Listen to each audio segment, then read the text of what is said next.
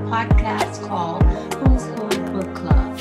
Our book, it never changes, but week after week, the characters do. We analyze women of the Bible for the betterment of women everywhere.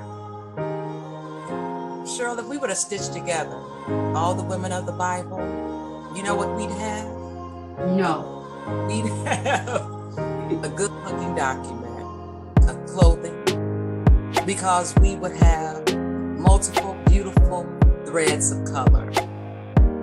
White for the woman that can do no wrong. Yeah. We'd have red for that hope that's out there. The harlot? That same exact one. Yeah.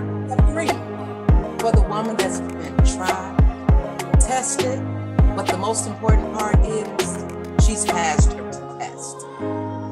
So what we do every Saturday, we take a look at who's who in the Bible so that we ourselves can learn, grow, and make our lives better. Yeah. Which is what I think we all want to do today. Yeah. So let me tell you about the one that's my favorite. Of all the ladies that we have analyzed at this point, the very first one really struck a chord in me. What I like about her is that after her rough experience in life, she was married to King David. Not just the man, but King David, okay? So she was rewarded him because she was in a marriage that was a very hard marriage. She was married to a very difficult man. He was well-to-do, but yet very difficult. And you know, you and myself being women of faith, we know how important it is not to call a person a fool. And yet in her marriage, dealing with a man that's difficult, his very name meant fool. What did it mean? F-O-O-L. But what I love about it, Monique, there was never a reason for her to even be tempted to call him a fool, because when she called his name, that's what she was saying. Fool, dinner is ready.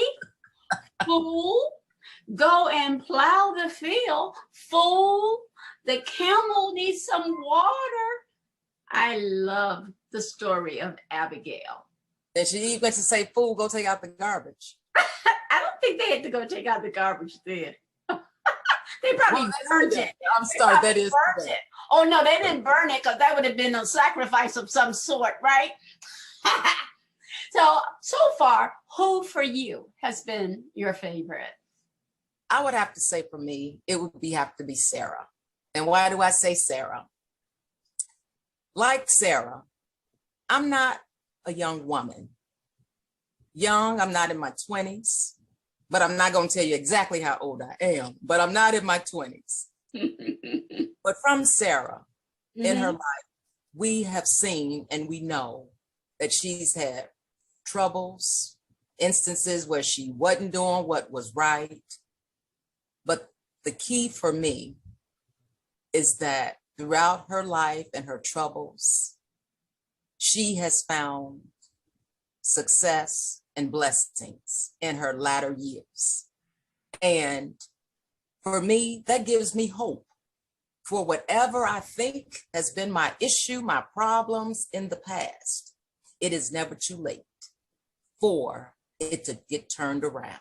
Mm-hmm. So I am excited about Sarah, and she's my favorite thus far. Well, I'm sorry, I didn't know. Continue. That's okay. That's okay. What's important is that every week we get key information that helps us. And whether she be your favorite or you may not like her, there is always something that's going to help us grow, which is what we are trying to do, grow in this thing we call life.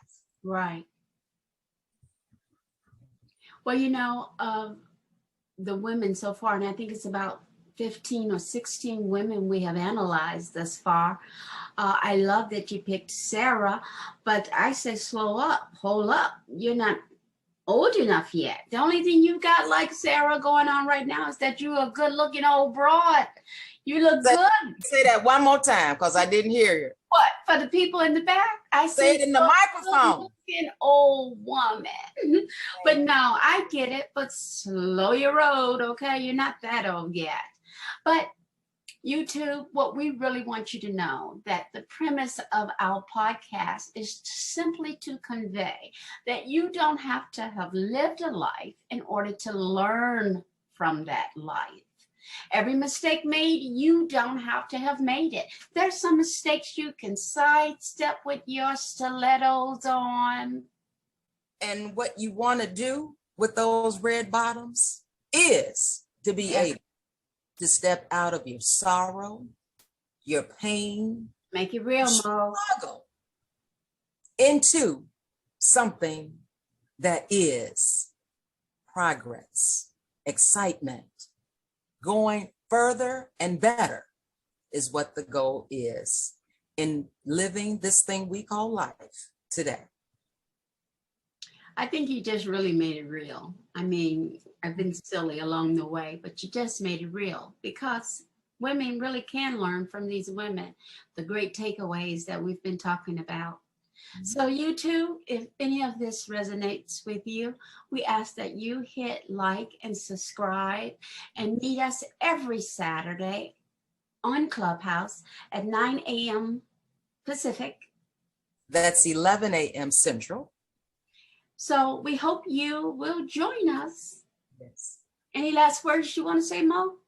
I just like to say we look forward to talking with you because Clubhouse is where you can talk and you can come in whatever state you're in the bed, driving, you can join us on Clubhouse. And we look forward to seeing you Saturday mornings.